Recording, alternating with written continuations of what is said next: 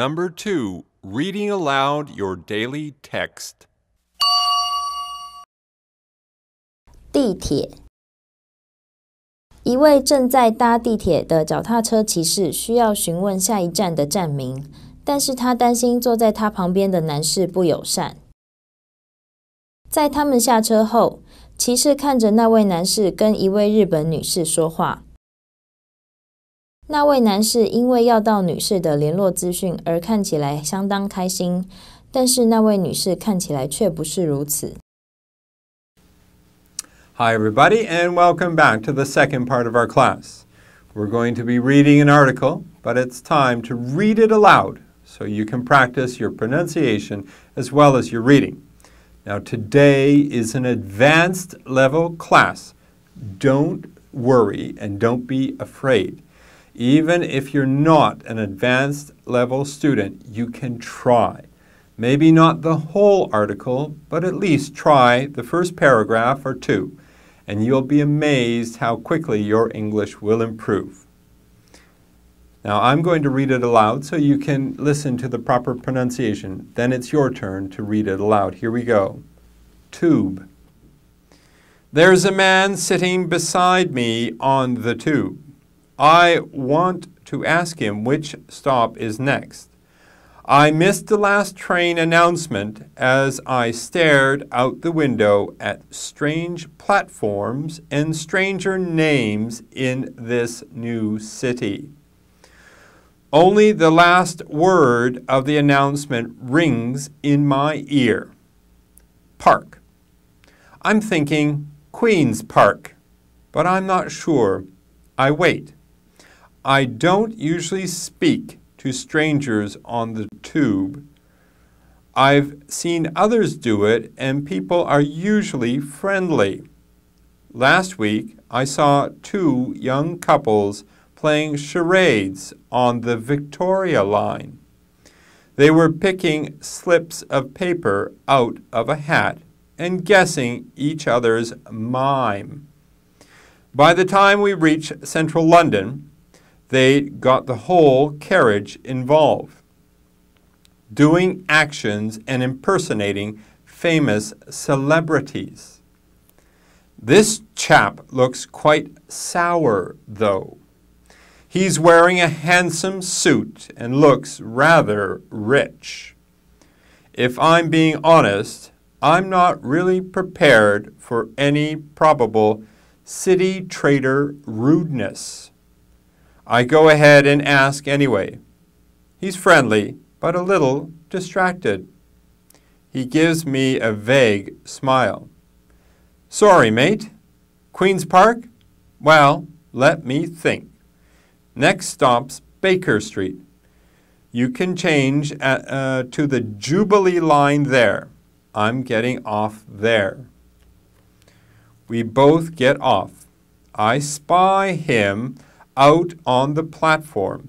He has struck up a conversation with a pretty Japanese lady.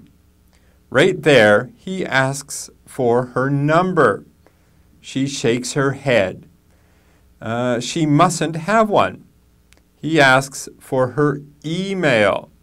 She brushes her hair back behind her ear. She's at least a foot shorter than him.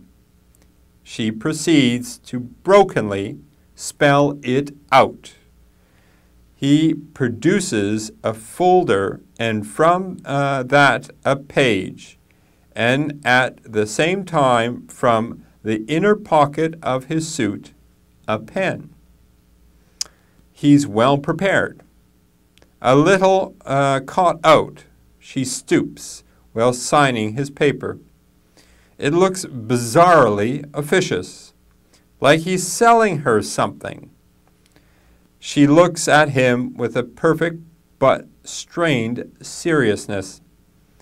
She looks like she's receiving free mortgage advice, nodding quickly the whole time. The man is beaming. He spins on his heels and walks away delighted. She walks in my direction. I see her up close now for the first time. Beautiful, ageless skin, not a crease. I go to read her expression, but her face tells me nothing. I look again. Blank. Nothing. I really can't be sure, but I sense each of them walks away feeling very different things. That's our article for today. A little bit long, but an interesting story. It's about a person in London taking the tube, or in Taiwan we say the MRT or the metro. And this person asks for directions. And usually the person doesn't do this, but he thinks people are usually friendly. But sitting next to him is a person that looks like what they call a city trader. That's somebody in London that works on the equivalent of Wall Street, probably trading in stocks or bonds in the finance industry. And he's thinking maybe this person will be rude. But he asks anyways, and the person is okay, gives them directions, and then they leave the train together. The person who he just talked to then asks a Japanese lady for her telephone number, and then her email. Finally, the Japanese lady gives it to him, probably just being very polite, and the man is very happy. But when we look at the Japanese lady, we don't think so. She's probably not too happy, but maybe just too polite to say no. Now, that's the story about the tube. Very interesting. Maybe take a little time to read this a couple of times, and then read it aloud to practice your pronunciation and speaking skills. That's it for this part of the class. Let's go on to the next part.